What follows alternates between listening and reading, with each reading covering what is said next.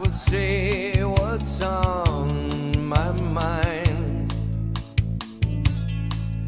but the words are oh so hard to find. When I try to speak, it comes out like nervous chatter. Then my knees get weak and I can't stop shaking. I try to relax, 'cause I must maintain my cool. She knows I'm here. If I don't make a move right now, she's gonna disappear.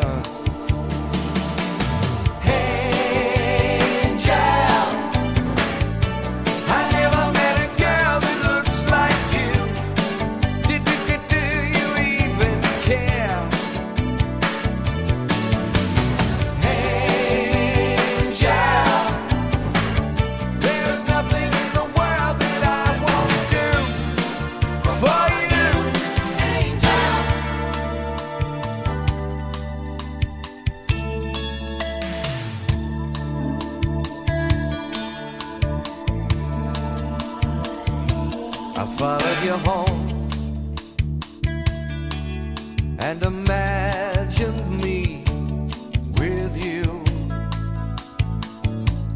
Girl, I should have known when I tried to dial your number, I'd hang up the phone.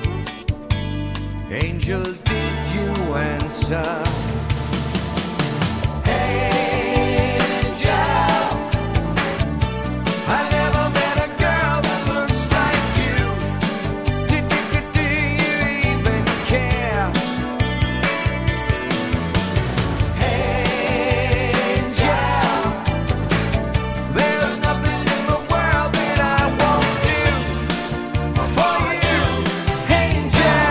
And every time we meet, I feel like I got two left feet. And you know what I'm going through.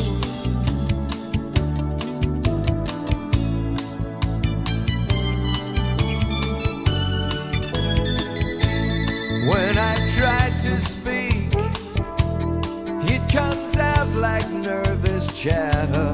Then my knees get weak and I can't stop shaking. Angel, I never met a girl that looks like you. Do you even care? Angel, there's nothing in the world that I won't do for you. Angel.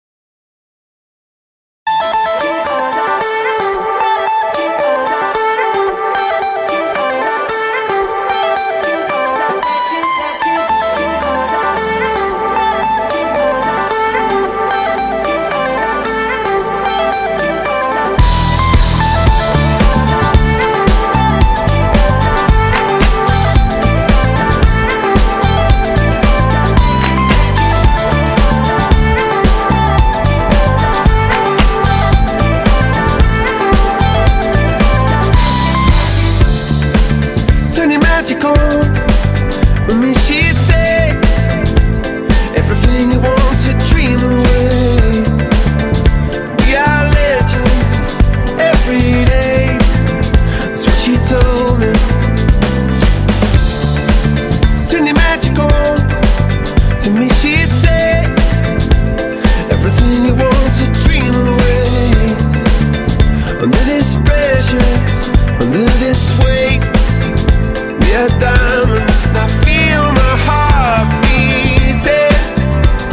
I feel my heart underneath my skin.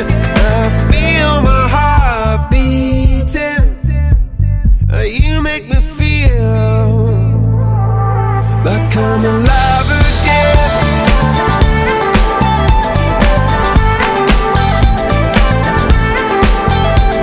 Alive again. Oh, you make me feel like I'm alive again. Said I can't go on, not in this way. I'm a dreamer, die by light of day. Gonna hold up half the sky and say, only I own me. And I feel my heart beating.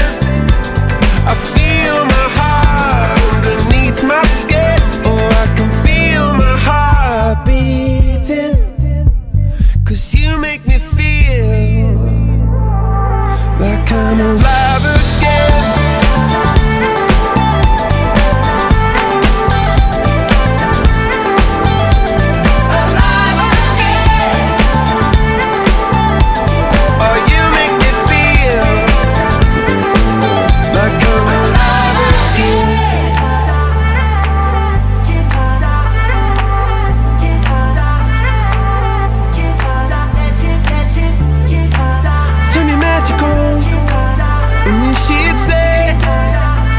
Everything you want to dream away.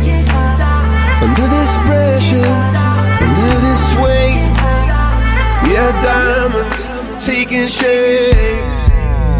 We are diamonds taking shape.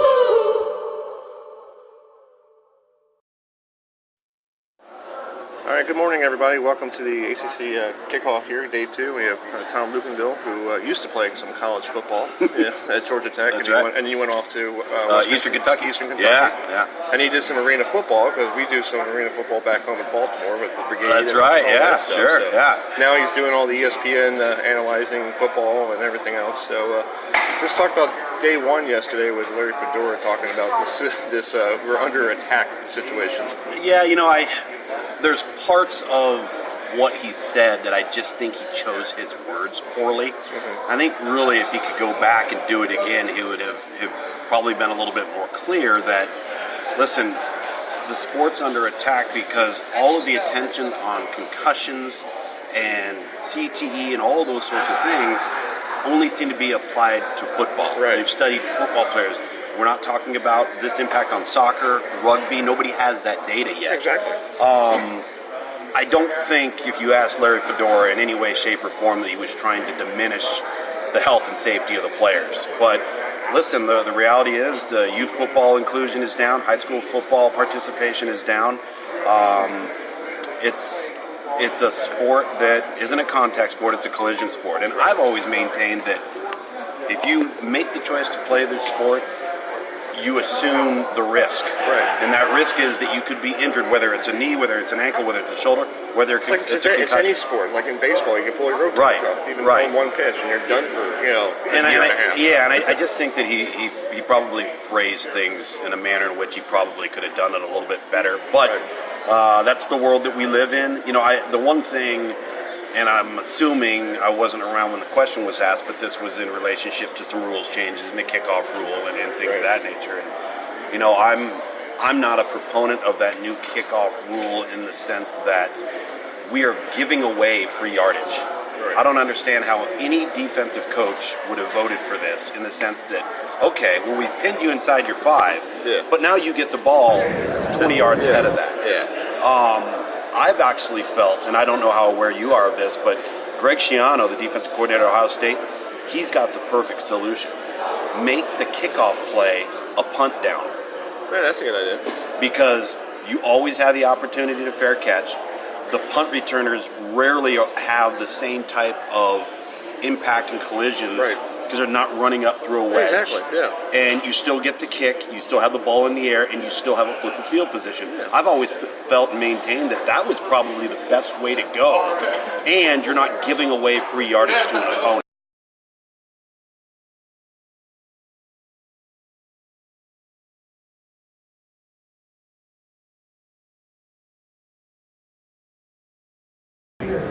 All right, folks, welcome back to the ACC Kickoff here. We have Bernie Olivas with us, the Sun Bowl executive here from the Sun Bowl. So let's talk about last year. You had NC State and Arizona State playing in the Sun Bowl. So that was a very good game with Arizona State losing their coach, and now they have Herm Edwards. It was great because when people go to bowl games, they don't like seeing defensive struggles. They want to, especially local people that see two teams they don't see very often. They want to see a lot of points scored, and both teams gave it. This was a 52-31 ball game. Came close to setting a record for most points scored in the Sun Bowl game. So we're very excited. NC State had a very good team. They're going to continue to have a good team, and of course, unfortunately, Arizona State was playing with a lame duck coach, Coach Todd Graham, but they were fantastic. Both teams were very easy to host, and they put on a really good show for El Pasoans and for the rest of the country. Yeah, you guys have last couple of years good matchups. A couple years ago you had Notre Dame and Miami, and normally then you had North Carolina and Stanford. And that game produced a number 2 and number 3 NFL draft pick. So, yeah, we've been lucky. We've been around for a long time. And traditionally, we get some pretty good, great football games there. So, very happy with the way our game works. And you guys are in El Paso, Texas. And when I was a kid growing up, bowling used to have a tour stop in El Paso. The El Paso Open. There you go. Rich Schenkel used to talk about, it's the sister city of one of the towns in Mexico. Of Juarez, right? Yeah. Of Juarez, yeah.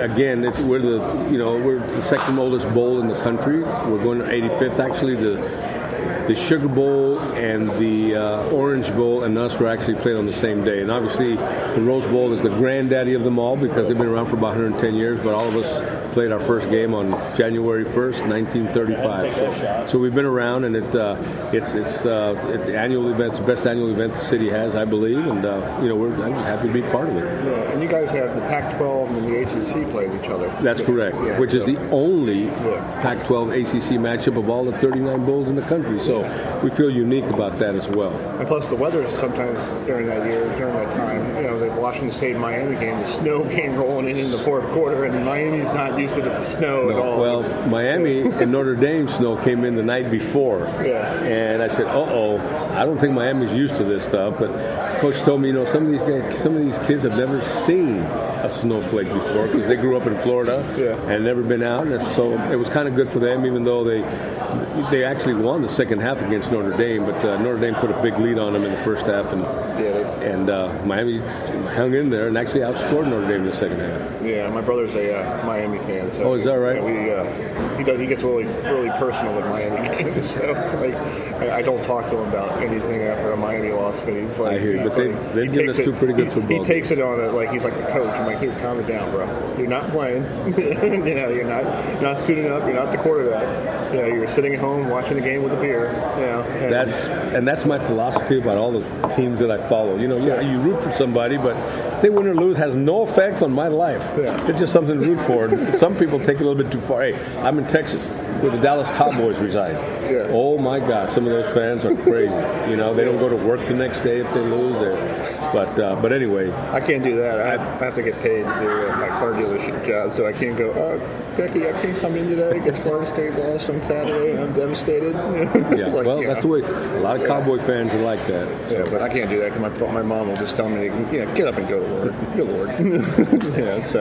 So just talk about the festivities you guys have there. You bring all the culture of El Paso to the bowl game. Actually, being on the border, and those are the two largest border cities in the country, in the United States, both in Canada and Mexico. So we have a twin culture there, the Hispanic culture, and of course the American culture. And we try to combine everything when our teams come into town.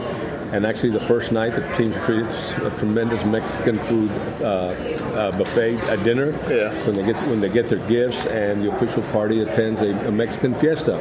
And it's in El Paso, and we convert the museum